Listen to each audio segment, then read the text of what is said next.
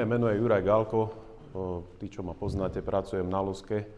Venujem sa najmä podkornému hmyzu a dnes by som vám niečo obšírnejšie povedal o škodcoch na buku a celkovo taký prehľad o zdravotnom stave na buku podľa našich najnovších údajov a zistení, a teda hlavné gro sa bude venovať tomu likožrutovi bukovému. Takže pár čísel na úvod. Viete, že my na loske, vy vediete lesnú hospodárskú evidenciu a my na loske spracovávame tie čísla za náhodnú ťažbu. No a s tým bukom to vyzerá takto nejako. Najnovšie dáta sú z roku 2023, pretože za rok 2024 ešte len na NLC teda sa budú spracovať v roku 2025. No ale vidíme, že ten už rok 2023, že tá náhodná ťažba nám začala stúpať a dominujú tam nejaké abiotické škodlivé činitele, ale čo je teda dôležité, že začalo sa prejavovať aj to sucho, o ktorom si ešte dnes povieme. Čiže za posledné roky začal ten trend byť dosť stúpajúci. Viete, že sa eviduje aj likožrut bukový z tých 51 škodlivých činiteľov v rámci lesnej hospodárskej evidencie. A aj našou úlohou je trošku zvýšiť povedomie, aby ste vedeli, ako také stromy vyzerajú, pretože tie čísla sú až dosť nízke na to, aký je stav. Ešte pár slov takých všeobecných. Viete, že buk je naša najzastúpenejšia drevina, má 30% plus, možno že až 35%. A pravdepodobne všetko teda nasvedčuje tomu, že to zastúpenie buka bude len rásť. Bohužiaľ, smrek nám pomaly odchádza, ten buk to veľmi rád nahradí. A dlhodobo bol považovaný za odolnú drevinu. Aj keď som strednú lesnickú školu navštevoval, vôbec sme sa neučili nejakých škodcov na buku. Dokonca ani na lesníckej fakulte ešte sme o nejakom likožrutovi bukovom ani nepočuli. Takže ešte sme tak trošku aj, robím na loske asi 16 rokov a ešte sme tak trošku srandovali, že musíme na to buka vymysleť nejakého škodcu, alebo nebudeme mať robotu. A nemuseli sme nič vymýšľať, vlastne všetko za nás robí klíma a tie suchá, ktoré teda tu môžeme vidieť, ako sa prejavujú. Toto je plus minus tá istá fotka z nášho dronu, niekde v Karpatoch. A toto je fotka z roku 2022. Viete, že vtedy to sucho malo také najväčšie prejavy. Stovky hektárov takýchto spálených bučín sa dali v podstate vidieť na celom Slovensku. A o rok neskôr, 2023, som tam bol opäť s dronom a vidíme, že čo to spravilo. Je to, áno, taká samozrejme extrémnejšia plocha, južná expozícia a tak ďalej. No ale vidíme, že toto je obrázok, ktorý sme dosiaľ tak často nevydali ako v posledných rokoch. Jednoducho tie bučiny, najmä tie staršie, toto sucho veľmi ťažko začínajú ustávať a tie stromy uschynajú od vrchu. Niečo si teda bližšie ešte dnes o tom povieme. A teda najmä na exponovanejších lokalitách. Čím skeletnatejšie, južnejšie, tak tým sú tie prejavy horšie. No a veľmi radi na takéto oslabené buky nastupujú samozrejme hmyzi škodcovia. To je teda v tom lesníctve, vy to viete, že to je normálne, keď je oslabený hostiteľ. Takže povieme si niečo o tých škodcoch a najmä likožrut bukový a jeho kamaráti. A celé toto také tieto naše aktivity. Chceme zvyšovať povedomie o týchto druhoch a nechceme zbytočne strašiť, ale chceme byť predbežne opatrní, pretože ak sa ide niečo diať, podľa nás sme na začiatku toho, že sa niečo deje, ale ak sa skutočne ide niečo diať, aby sme boli pripravení, aby ste vy boli informovaní a my, milé radi, všetko preto spravíme, aby sme vás informovali ďalej, ak niečo nové zistíme. Takže poďme rovno k tomu hlavnému aktérovi. Likožrut bukový, Taprorichus bicolor. Poviem pravdu, že s týmto latinským názvom som sa prvýkrát stretol možno ako doktorant v roku 2006 alebo 2007. A veľmi podobný ešte Taprorichus vilifrons na dube, zatiaľ úplne neškodný, len tak na okraj.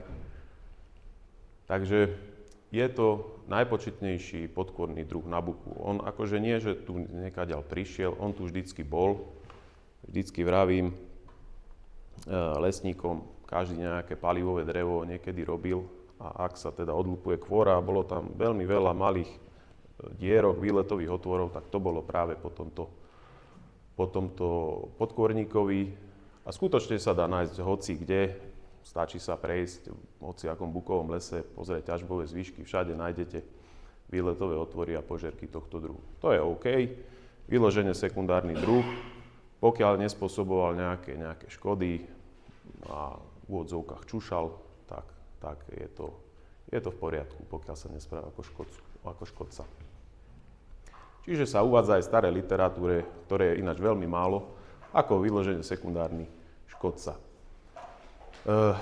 Ako som už spomínal, množí sa na ťažbových zvyškoch, to je jeho taký výborný substrát, alebo na oslabených stromoch, alebo práve v tých korunách, čo ste videli, ten záber z dronu, keď sú tie korúny oslabené, spálené suchom a teplom, tak to je pre neho dobrý substrát na ďalšie množenie. Má dlhý čas rojenia, čo je také zaujímavé. Vyskytuje sa už od konca marca. Jeho limit je teplota okolo 14 stupňov a už lieta. A lieta veľmi dlho, až ešte ho chytám aj v polovici októbra, keď je teplo. Čiže ten čas je veľmi dlhý, kedy sa vyskytuje, lebo viete, že niektorí škodcovia môže byť ako chce teplo, má zakodované jedna generácia, hotovo. Lenže tento má teda 2 generácie do roka a ten výskyt je veľmi dlhý. Čiže ten výskyt, kedy je schopný napadnúť drevo, tá časová amplitúda je veľmi široká a tým, že sa otepluje, viete to, jary sú teplejšie, jesene teplejšie, čiže sa bude pravdepodobne rozširovať. No a čo začína byť problém, že na losku nám začali byť hlásené aj napadnutia živých stromov. A to bude pravdepodobne taký nový problém. Keď sme také fotky rozposielali po Európe takým našim spriazneným entomológom alebo expertom na ochranu lesa, nikto nám nevedel povedať, čo to je. Lebo tam je tá mapka Slovenska, odkiaľ všade nám boli také hlásené veci.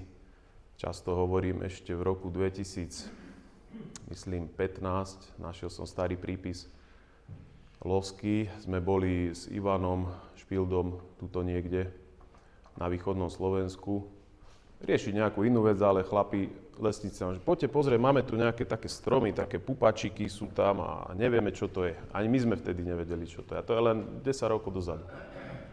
Až jak takéto hlásenia nám boli hlásené viac a viac, potom keď aj dnes uvidíte fotky, tak mnohí z vás v praxe, že áno, však aj ja mám také stromy, ja som také niečo už videl.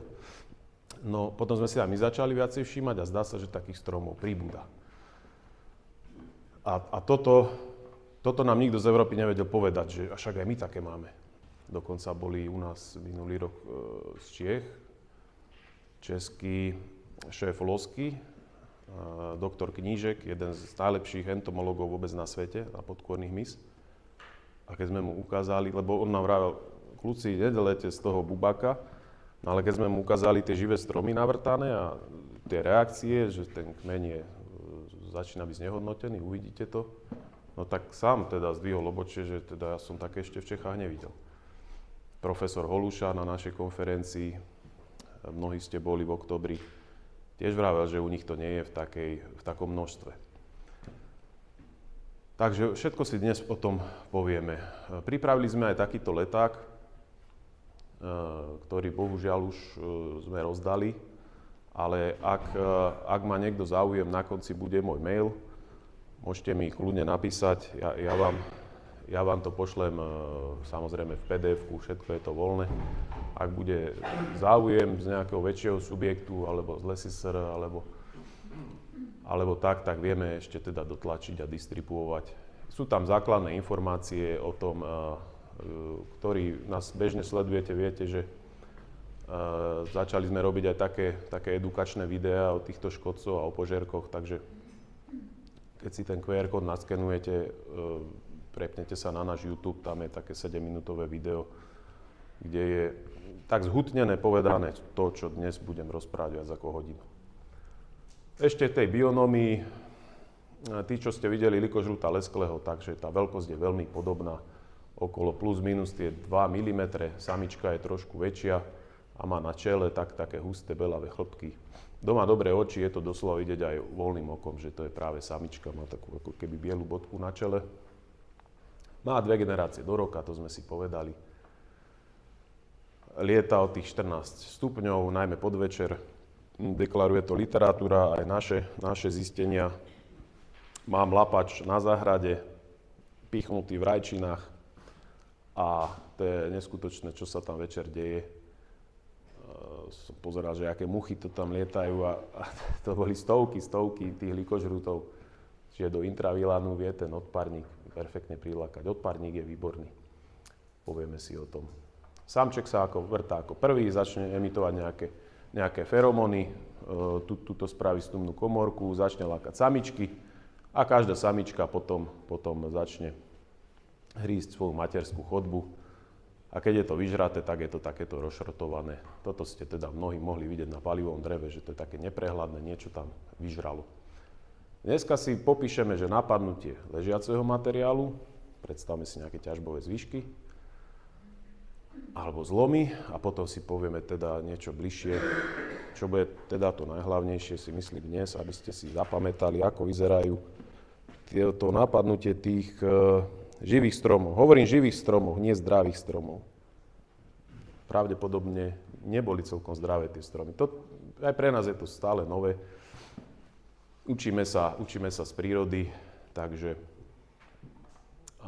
aj od vás, čím viac impulzov nám vydáte z praxe, my to tam, každá lokalita je iná. Ukážeme si ohniskový výskyt dneska, ako zaujímavé to aj pre nás.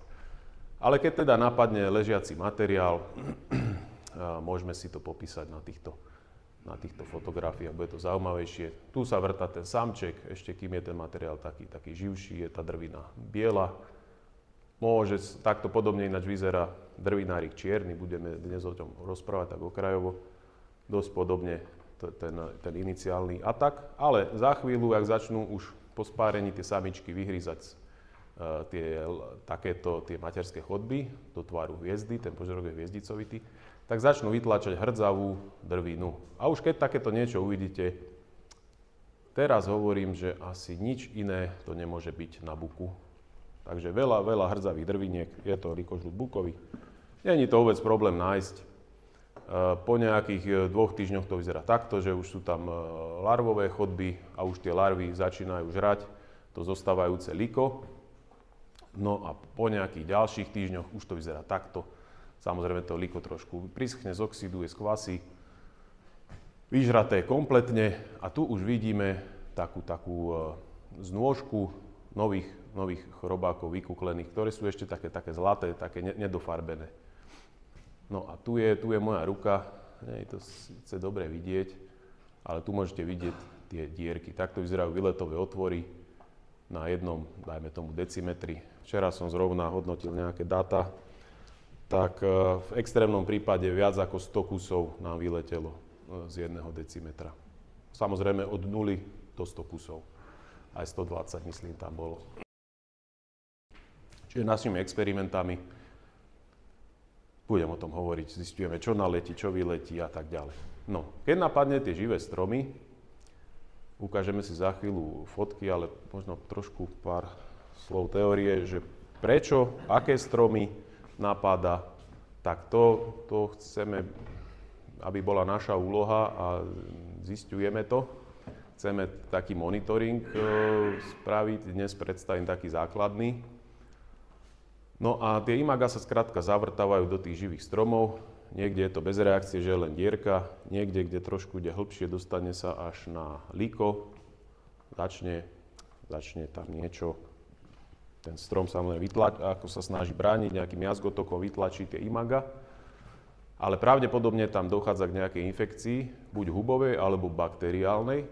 Taktiež toto sa snažíme zistiť v spolupráci so SAUkou, s Ústavom ekológie lesa, kde sú špecialisti na tieto huby, aj baktérie, ktoré môžu prenášať, lebo však viete, že takmer všetky podkôrniky prenášajú niektoré aj desiatky rôznych spor podľa toho, v akom materiáli sa vyvinuli, ako vyleteli.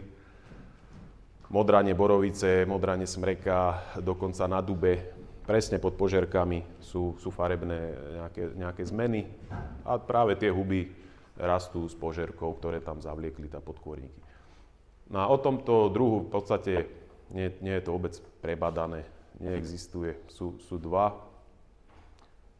Jeden vedecký článok je z Čiech a jeden je v príprave z Čiech.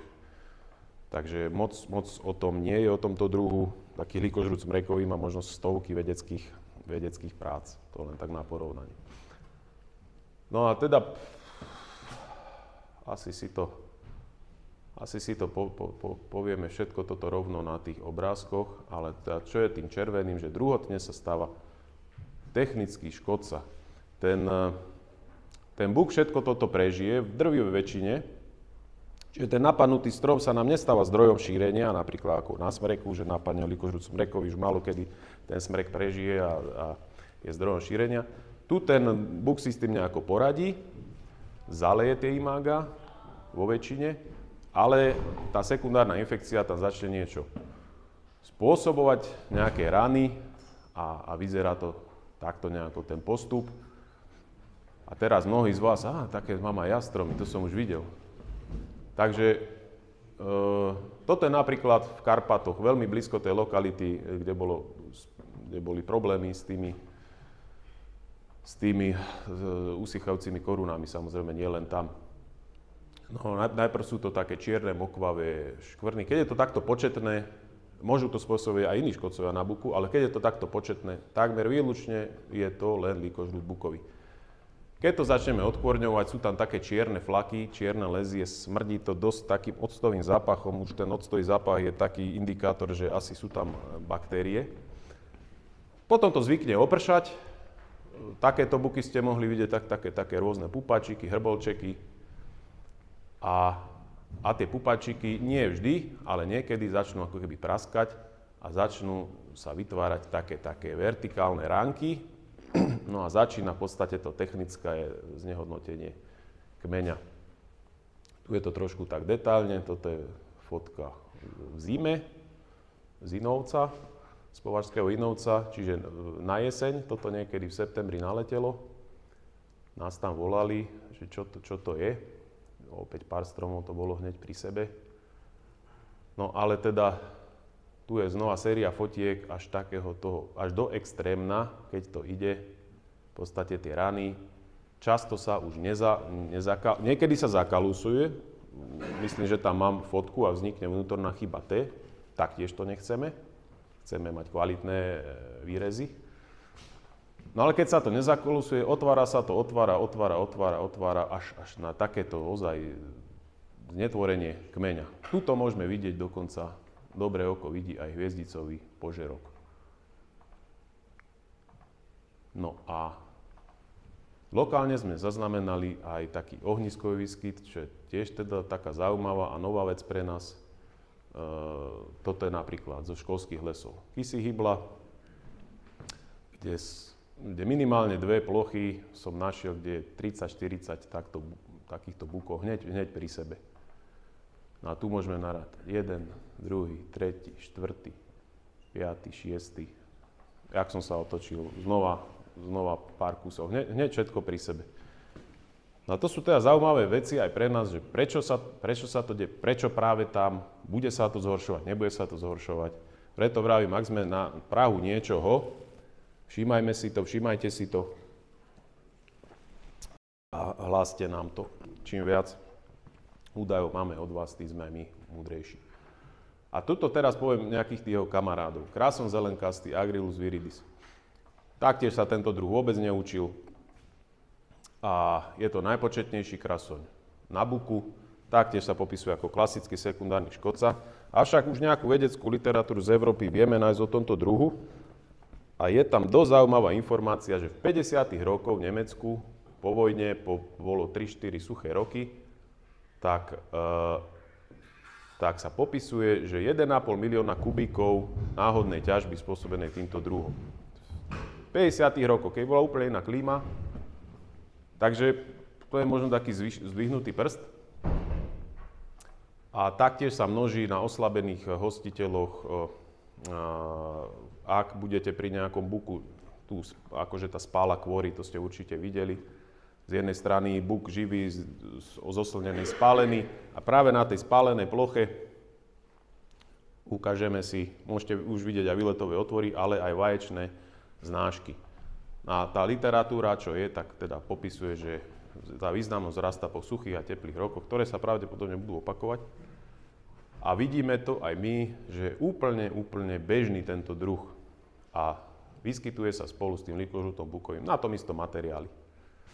Ešte pár slov k tej bionómie. Za chvíľu si fotky ukážeme, je okolo 10 mm veľký. Všetky tie krásone rodu Agrilus sú veľmi krásne chrobáky, také metalické sfarbenie, premenlivé, modro-zelené a tak ďalej. Má jednorojenie v júli a ten vývin pod kôrom môže byť až dvojročný a majú veľmi radi teplé počasie. Skutočne tie krásone všetky, tie Agrilusy, čím je teplejšie, tým sú aktívnejšie. Vajíčka vkladie v malých hromadkách na oslnenú stranu, to si ukážeme, aby ste to poznali. Potom vytvárajú meandrový požerok, toto si všetko ukážeme na fotkách. Dospelce sú na listoch buka, tam v podstate neškodia, tam spôsobia minimálnu škodu.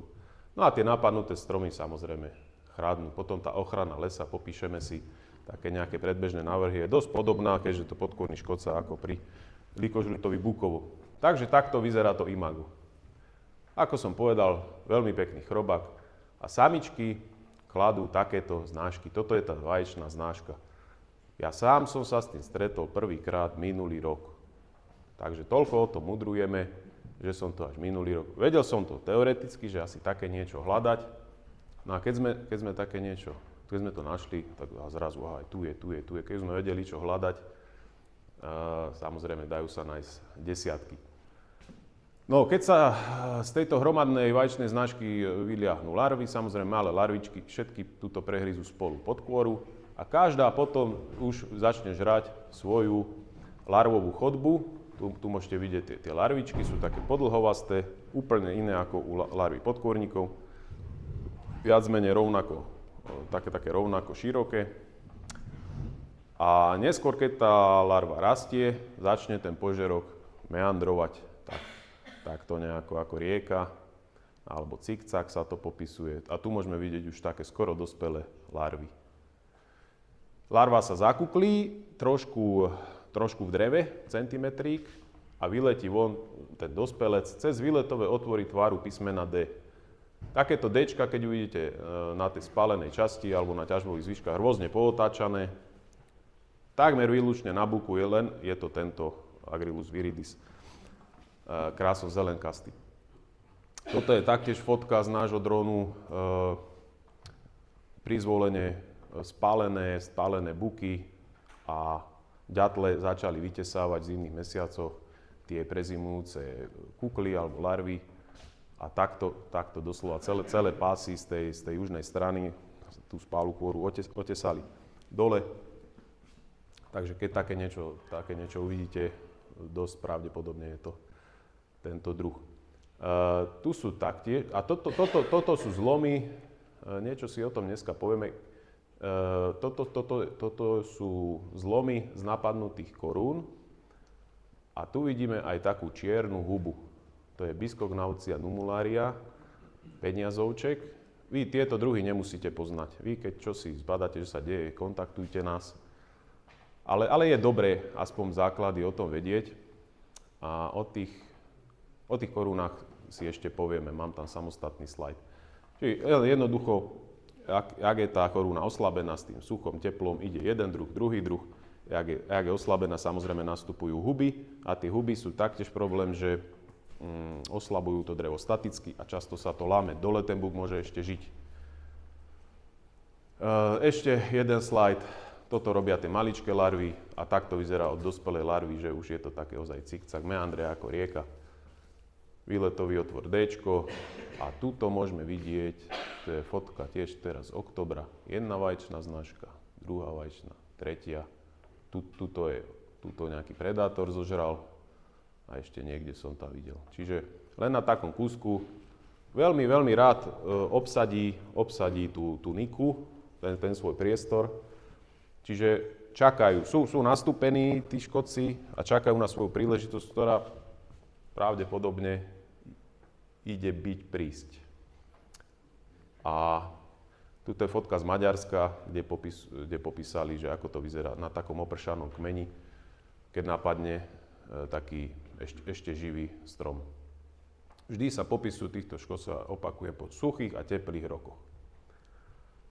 Trošku viac rýchlo si povieme drevokazných hmyziškodcovia na buku, aby ste aj tie poznali. Existuje nejaký ako drevokaz bukový, Tripodendron domesticum. Poznáte možno jeho známejšieho bratranca, drevokaz čiarkovaný na ihličnatých drevinách, rebríčkový požerok. Takmer každý z nás ho videl, teda z vás. Ten sa aj učí na školách. A veľmi podobný rebríčkový požerok má aj tento druh. Čiže keď uvidíte rebríček na buku, nezbláznila sa príroda, není to čiarkovaný, je to jeho vlastný bukový. A je to ambróziový druh, to znamená, že larvy sa živia potom už len podhubím ambróziových húb, s ktorými žijú v symbióze. Nenapadá zdravý materiál, toľko sa popisuje, pretože lákaný etanolom a etanoly vždy vylučujú nejaké dreviny, s ktorými sa niečo deje. Rojí sa veľmi skoro, už taktiež od polovice marca. Ten priemer má okolo 2 mm, ten vstupný otvor. A si ochrana, to už je to drevokazný druh, koho by to zaujímalo. Máme o tom samostatnú odbornú prácu, ale len poviem, pozor na kvalitné výrezy. Pozor na kvalitné výrezy, keď máte ozaj niečo super kvalite a chcete to teda dobre speňažiť a náhodou je to v tomto období, tak treba to preventívne streknúť nejakým povoleným insekticídom na tom sklade dreva alebo aukciu chystáte. Takto vyzerá ten druh. Tu vyzerá takto rebríčkový požerok, tu sa vyvíjajú jednotlivé tie larvičky. Ono je to najprv belavé a tie larvy žerú len to podhubie. Už sa toto ďalej nerozširuje. A toto je nová generácia, celá nová generácia ide von cez ten vstupný otvor, ktorá spravila samička. Čo je zaujímavé, že takéto veci môžete nájsť na napadnutých kmeňoch.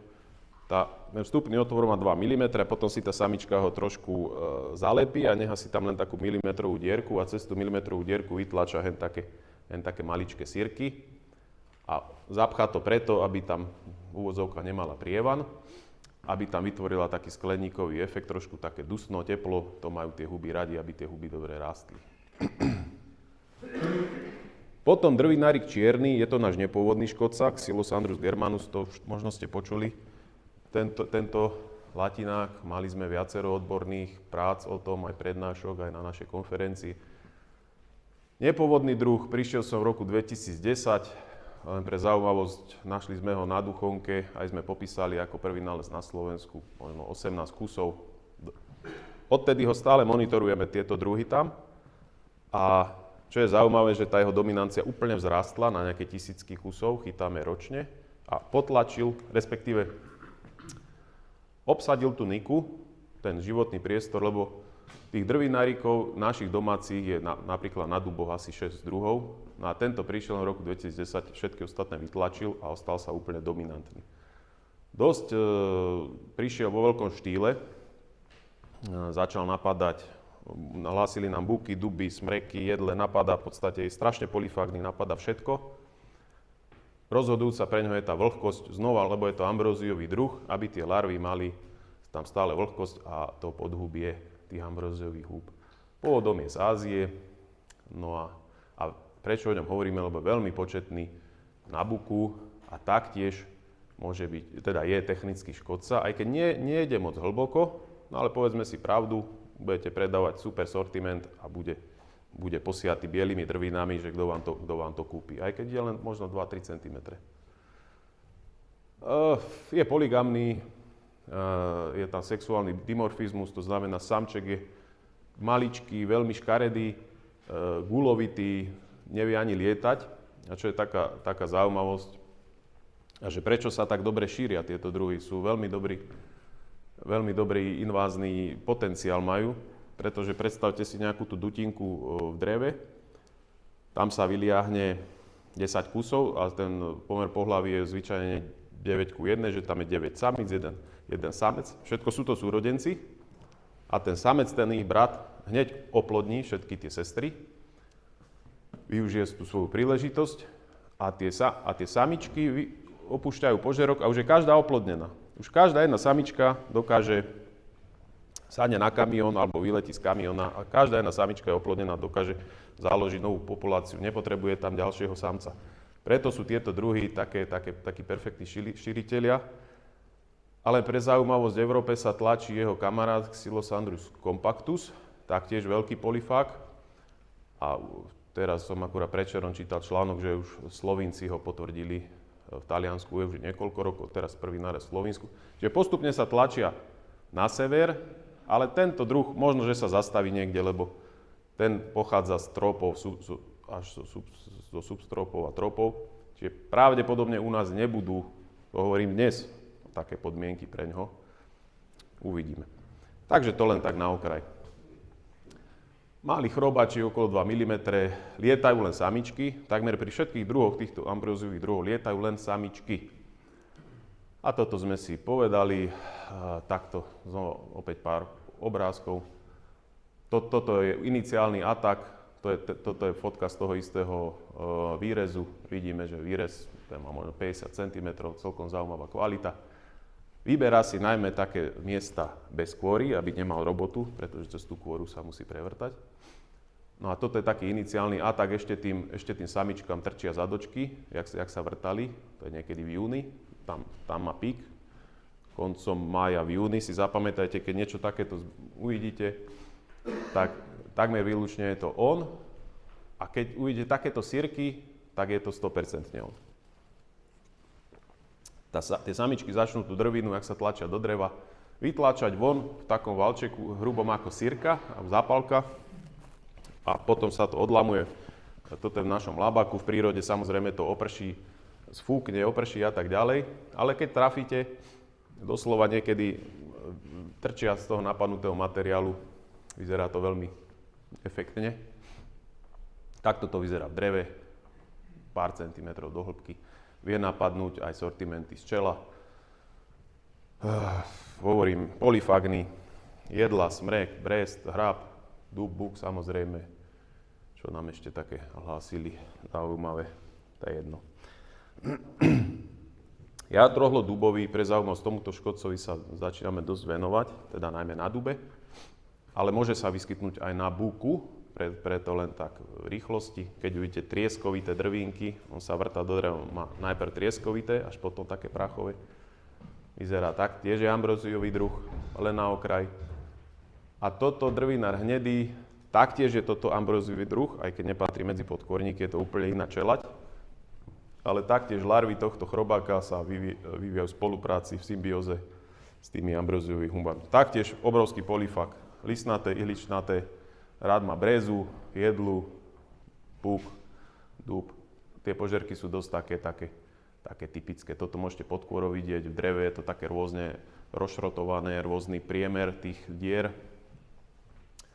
Takže to je drvinár hnedý. Dosť bežný škodca, polifák. Dobre, toľko o tých druhoch.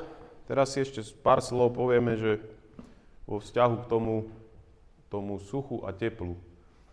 Tu sú naše také zábery z dronu. Toto je tiež z Karpát a vidíte do diaľky, že to boli, pamätáte si to, ten 2022, bolo to dosť fotogenické, efektné, asi popisuje sa najsuchší rok, za 500 rokov som čítal. Skutočne bolo obrovské sucho, aj jar bola suchá, asi od apríla. No a tie buky zareagovali takto, boli skrátka spálené od vrchu. Ale vidíme, že Mladé porasty, pamätáte si, že sem tam šľahlo nejaký predrastok, ale neboli tam nejaké, celkom dobre odolali. Ale v roku 24 taktiež bolo sucho, ale trošku iné, bolo sucho len júl, august, našťastie, nejakých 6-7 týždňov. A čo bolo zaujímavé, tuto je Janko Vršok, toto je niekde stojím dronom smerom ako za chrbtom mám Uhrovec, tak to fotím Janko Vršok, ktorý to tam poznáte, tu sú moje strážovské vrchy. No ale tie staršie porasty mali celkom, ako boli chytené samozrejme, ale mali celkom dobrú farbu. No ale čo sa stalo s tými mladými narastami? To sú bukové, toto šaláty, poznáte to, 3-4 metrové, nepreniknutelné. A normálne boli z vrchu spálené asi na meter z toho slnka. Taktiež nová vec pre nás. Takže vravím, stále sa učíme. Deje sa to dosť rýchlo. Áno, však sucho bolo aj 15. aj 18. Lokálne niekomu určite nejaký porastový okraj pomaly schol, chradol a tak ďalej. Ale teraz sa to deje vo veľkom meritku a deje sa to dosť rýchlo. Preto vravím, buďme pripravení, ak sa teda niečo ide diať. A aj to je cieľom tohto seminára, aby ste boli informovaní aj takých na základe našich najnovších poznatkov, lebo máme na to nastavené niekoľko projektov na týchto škodcoch. Ešte pre zvýraznenie toho, čo sa deje, tu máme graf z SHMU. Dajme tomu, že toto je 100-ročný rad od 30. rokov. Priemerná teplota na území Slovenska bola necelých 7 stupňov, teraz je takmer 9 stupňov. Za 100 rokov 2 stupne. No ale čo teda je ešte horšie, tak posledných 30 rokov to oteplovanie pridáva. Toto je oficiálny graf z týchto agentúr meteorologických a určite ste počuli strašiaka, že keď sa o 1,5 stupňa oteplí globálne, neviem v ktorom roku, tak už to bude nezvratné a čo ja viem čo. No tak už tento rok, 24 je ten rok, kedy sme dosiahli tá priemernú teplotu tú vyššiu ako 1,5 stupňa od toho nejakého normálu.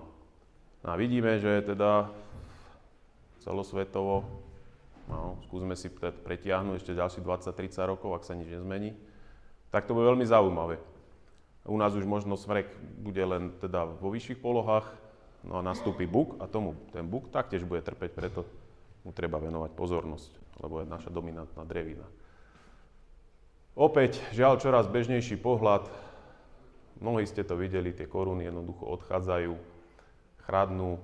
Na takto oslabené koruny, ešte koľko raz je tam pár zelených lístkov. Už to je veľmi dobrý substrát pre toho likožruta, pre toho krasoňa, pre tú hubu. No a tá huba, ako som spomínal, staticky oslabí tento materiál. A často tie koruny, a s týmto sa budeme stretať čoraz častejšie, padajú na zem, padajú na cestu a stane sa to možno nový bezpečnostný problém pre pilčíkov, pre lesníkov, pre verejnosť, pre hubárov.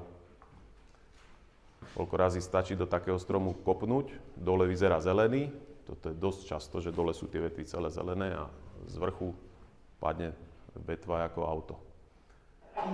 Takže znova niečo nové. No teraz by som vás chcel vyzvať, keby ste nám pomohli monitorovať tento druh cez našu jednoduchú aplikáciu. Viete, že spravujeme stránku Škodcovia drevín, ak bude dneska čas, ešte o tom poviem aspoň pár viet. Na našej web stránke Škodcovia drevín je také tlačítko, že určenie príčiny poškodenia. My vám vieme určiť hociakého škodcu, robíme to teda, ak máme čas, ešte zatiaľ máme niekoľko 100 dotazov ročne a tú stránku navštívilo tento rok, spravuje to kolega Zubrik, tak posielal štatistiku, 120 000 ľudí navštívilo túto stránku v tomto roku. A pridali sme tam také tlačítko, že monitoring likožruta bukového. Toto je desktopová verzia. Najprv dáte bod do mapy, kde približne ste to videli, dáte nejaké fotky, vyplníte, pošlete, príde to k nám na servery. My máme bod, informáciu, vy dostanete odpoveď. Ale máme aj mobilnú aplikáciu. K tejto stránke Škodcovia drevín môžete priamo z lesa, keď si nainštalujete, volá sa to Škodcovia drevín, buď máte Google telefóny alebo iPhone na obidvoch platformách. Mnohí lesníci to už poznáte, máte to nainštalované. Viete priamo z terénu, či máte signál alebo nemáte signál, odfotiť, alebo chvíľku ešte počkáte, tu vidíte, ak sa spresňuje GPS-ko. A znova, ak máte podozrenie, že to na tom strome tie prasklinky, bodky, výtoky, hoci čo, požerky, odfoťte nám. Je to pre nás informácia z vašej strany. Čiže monitorujte s nami, chceme vás poprosiť. Čo sa týka tých našich výskumov, ktoré som spomínal, skúšame lapáky, bukové, feromonové lapače, rôzne typy testujeme, porovnávame.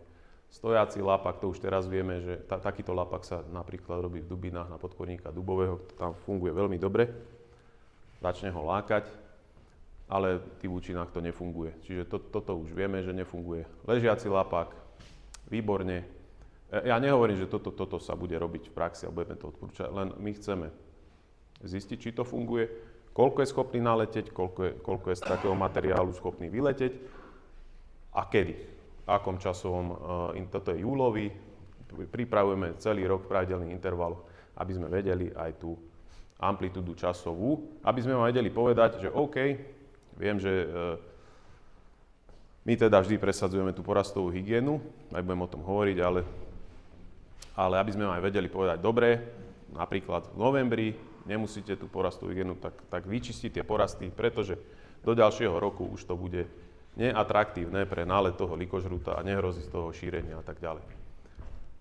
Viete mnohí, že sme vyvinuli takýto patentový nosič, ktorý pred 2 týždňami už konečne získal európsky patent po asi 9-ročnom výskume a snažení. Jednoducho sú entomopatogénne huby v prostredí, všade. Sú stovky kmeňov, stovky sú ešte neobjavených kmeňov a taká celebrita medzi týmito hubami je Boveria baziana. My sme vyselektovali tu s kolegom zo Savky také kmene, takýmto laboratórnym pokusom, účinné kmene tejto huby. Je to vlastne, ktorý neviete, forma biologického boja. Sú to huby, ktoré sú schopné usmrtiť hmyz. Keď tie spory sa dostanú do kontaktu s hmyzom, tak tuto máme imago likožrúta bukového, pekne takto prerastie. Po určitom čase na povrchu sú už ďalšie spory a ďalšie také. A každé napadnuté imago sa stáva šíriteľom tej huby. My sme vyvinuli taký nosič, pretože nič na svete zatiaľ také nebolo, že v tom nosiči žije mycelium a na povrchu, môžete vidieť, že sú také biele prerastené tie huby, na povrchu sú miliardy tých spor a žijú z toho nosiča. To mycelium žije z toho nosiča a niekoľko mesiacov vieme emitovať v prostredí tie huby. Čiže zatiaľ teda nič také nebolo, funguje to celkom dobre, skúšame to na rôznych škodcov. Tu sme teda vyselektovali už jeho kmene s požerkou, kmene priamo likožrúta bukového. Zistili sme, prerastajú výborne, na rok ideme s tým do terénu v upravených lapačoch. Teraz pár slov teda k tej ochrane lesa. Vravím, je to návrh, lebo môže sa to ešte meniť. Chceme to po tých pár rokov nášho výskumu vyústiť, aby to bola STN-ka. Čiže alfa omega je tá porastová hygiena. Čím čistejšie porasty budete mať, tým menej tam toho škodcu budete mať. Chceme zistiť, koľko z hektára, keď sa nedá tam po prebierke, samozrejme materiál, koľko 100 000 alebo miliónov môže vyletieť z takej zanedbanej hygieny. Zvyšovanie povedomia, školenie, odozdávanie vedomostí a toto je teda aj dnešný seminár. To, ktoré stromy odstraňovať z tých suchých, to je otázka aj na vás, či 30% koruny, ešte ho tam nechám, na rok bude suchý. Je to dosť nové. V jednej odbornej práci sme dali, že to odporúčame, keď má viac ako polovicu koruny suchej, tak odstrániť, ale možno, že to treba ešte sprísniť, lebo tie koruny budú padať a stanú sa bezpečnostným rizikom, najmä pre tých pilčíkov. Využívať metódy celých stromov alebo vývoz korunových častí, dá sa to. Robí to Duša Mikuš na Duchonke, aj v Bučinách, aj v Dubinách. Môže sa to nehať tam naletieť, vytiahnuť a zbavíme sa škodcu, problému. Štiepka sa ešte dá predať. Tie vhodné asanačné metódy, tak to ešte teda tiež zisťujem. Lapače, prebieha výskum. Monitoring sme si povedali.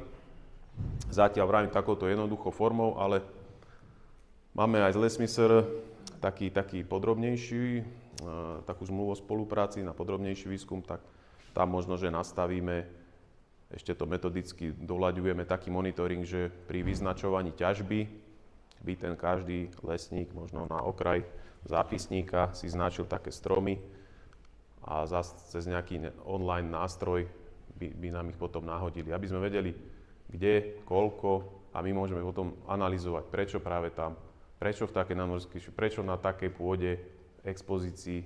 Momentálne tie body sa nám množia, ale stále ich je málo na to, aby sme vedeli povedať, že prečo práve tam je viac takých napadnutých stromov. Tým bukovým lapákom testujeme to posledné 2 roky, v tomto roku tak významnejšie aj s vojenskými lesmi v Kamenici. Tam ich bolo niekoľko desiatok, skúšali sme ich navnadiť aj tým odparníkom. Nepomohlo to, zrovna včera som nahadzoval zápisníky. Dali sme na takýto lapak ešte ten odparník, ktorý mimochodom funguje perfektne. 10 000 vie odchytiť likožrutov, ale zaujímavé, že to neprinieslo ten efekt. Ani okolo toho odparníka som čakal, že to tam je masaker rozšrotované. Jednoducho komunikujú medzi sebou nejakými feromónmi, ktoré ešte nevieme. A možno, že tam aj priletujú tie ďalšie, ale tá hustota napadnutia je plus minus taká podobná. Nikdy to není taký masaker. Lebo oni, keď obsadia plochu, to je známe o likožrutov, že nejaké antiferomóny začnú emitovať, že bacha, obsadená plocha, už sem nelezte. Toto vôbec není preskúmané. Takže vyberáme lapáky, hovorím, nejaké dvojaky, krivé alebo čo, naklonené, stromy, ktoré by sa v najbližšom ťažbovom zásahu vybrali. Necháme ich takto v tieni materského porastu. Stupeň napadnutia, efektivita, toto skúmame a budeme múdrejší o rok. Vravím aj to časové hľadisko, v ktorom období to zakladáme. Čo sa týka tých feromónových lapačov, tu už sme trošku múdrejší, toto sme testovali už 3 roky. Vravím, odparník funguje veľmi dobre postavený lapač. Teraz sme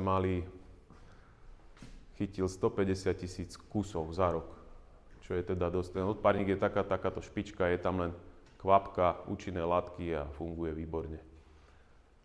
A znova stupeň napadnutia, keď potrebujeme ešte pár rokov, aby sme to vedeli dobre optimálne nastaviť a hlavne objektívne. My odchytávame v pravidelných intervaloch a už máme aj prepočet na mililiter, viete, že to majú likožruty bežné. Tu ich je 450 ml, toho likožruta lesklého je 600 napríklad. Smrekového je 40. A už sa blížime trošku k záveru, a by som sa už aj opakoval, teda aká je prognóza. Opäť tu mám tú fotku. Čiže máme tu dominantný buk, ktorý začína byť stresovaný hostiteľ na seba láka škodcov. To je pri všetkých druhoch drevinách tak. A tí škodci sú tu, čakajú na svoju príležitosť, takže buďme pripravení. Aj často hovorím, že vy ste naše oči a uši v teréne, dajte nám vedieť. Bez vás, my navštevujeme teda určité lokality, ale bez vás nevieme také objektívne informácie vám podať. Pripravujeme ten monitoring, ako som hovoril, nejaký teda už je pripravený a čím dôsledne bude tá porastová hygiena vykonaná. Aspoň to sa dá teraz odporúčiť logicky, čím menej úvodzovka bordelu tam necháme, tým menej nám z toho vyletí tých škodcov a tým pravdepodobne, dnes hovorím, bude ten problém menší. A ešte len pár slov k tomu atlasu. Taká reklama. Opäť existuje takýto leták k tomu, kto by chcel. Na konci bude môj e-mail, pošlem vám to. Je k tomu aj tá mobilná aplikácia. Keď som toto chystal pred 2 mesiacmi, bolo tam 700 a niečo druhov. Už včera, predvčerom, už je tam 800 druhov. Volá sa to škodcovia drevín, treba objektívne povedať. Samozrejme, nie všetky druhy sú tam škodcovia. Je tam kopec aj takých zaujímavých druhov, aj chránených. Čiže môže najmä takých trošku ekológov, to tak trochu metie, že prečo sa to volá škodcovia drevín. No lebo sa to tak volá, bohužiaľ. Vzniklo to pred 10 rokmi, ten atlas, kedy sme tam mali asi 120 druhov ozaj škodcov. No len postupne to, ešte tam nebola ani ten forma monitoringu, určovania druhov a tak ďalej. Takže už sa to tak volá, je to historický názov, je to tak. ELOS, viete, že spravujeme nejaké webové stránky, to len veľmi rýchlo prihlasujete sa tadiaľ aj na našu konferenciu, viete sa tu dostať aj na ten atlas, na naše videá, na otázky OLH, spotrebu prípravkov, tadiaľ evidujete a tak ďalej. Koho by to zaujímalo, toto vždycky študentom hovorím, máme stránku LOZESKA publikácie, kde sú stovky našich odborných článkov asi od roku 2000, vtedy sme ešte teda skenovali sa tam staré referáty, už teraz samozrejme sú tam PDF-ka, ale už za ten čas sú ich tam stovky, kde si cez jednoduchý filter vyhľadáte, čo zaujíma vás zver, zaujíma vás tvrdoň, zaujíma vás neviem čo, dáte do kľúčového slova alebo autora, vyfiltruje vám PDF-ka, ktoré si môžete hneď voľne stiahnuť, aj citácie. Toto vždycky ukazujem ako študentom, keď si robia nejaké seminárne, bakalárske práce a tak ďalej. Máme aj takéto 2 nové publikácie z minulého roku. Toto je knižná forma toho atlasu a invazné nepôvodné druhy v našich lesoch. To je 3. vydanie, 2. vydanie. Dajú sa objednať na tomto linku. A ešte posledný slajd. Máme aj svoj Facebook, aj svoj YouTube kanál. Volajú sa zhodne LOS Banská Štiavnica. Koho by to zaujímalo, tu už je viac ako 200 videí a teraz postupne tam pridávame videá. Viete, že sme mali tú konferenciu Apple. Ak kto nestihol, tak postupne tam nahrávam už teda zostrihané verzie tých prezentácií s komentárom toho prezentujúceho. No a tieto veci robíme pre vás. Ďakujem za pozornosť.